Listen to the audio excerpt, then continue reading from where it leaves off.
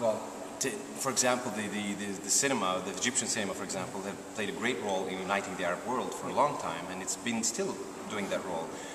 But going out of the Arab world to the whole world, that is something that the Arab world never somehow had as a priority, never had it even in the planning, and I think that has to happen.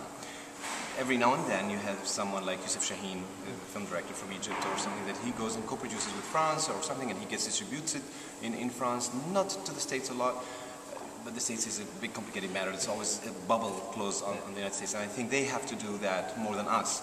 They have to really open up more, but to the others, to get more movies, independent movies, movies from Europe even, and movies from the Arab world. A movie like Jacobian Building did very well in Europe.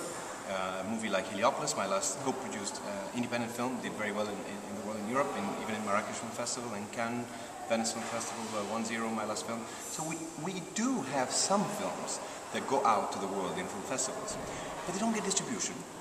We don't have the network to distribute. We don't have the knowledge and networking to do that. And somehow we are in a bubble as well when it comes to distribution.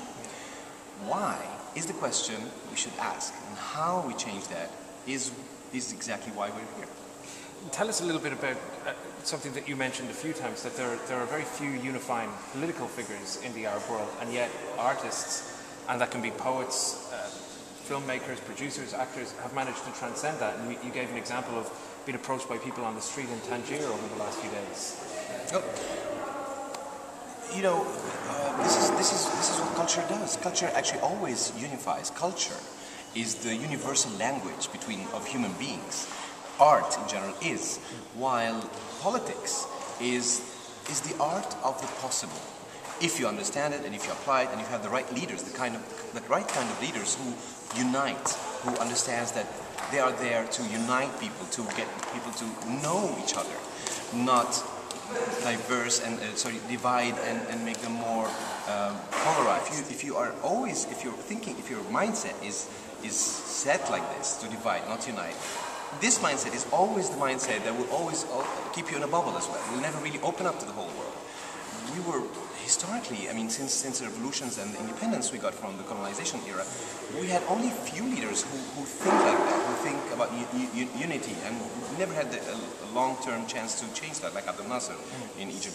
Gamal Abdel Nasser had the dreams to unite the Arab world and open up to the world, but never really could finish that because of the wars with Israel. If you separate policies from people, that's the trick. And I think we as people should always think of other people as people. And I'm not a policy, and you're not a policy.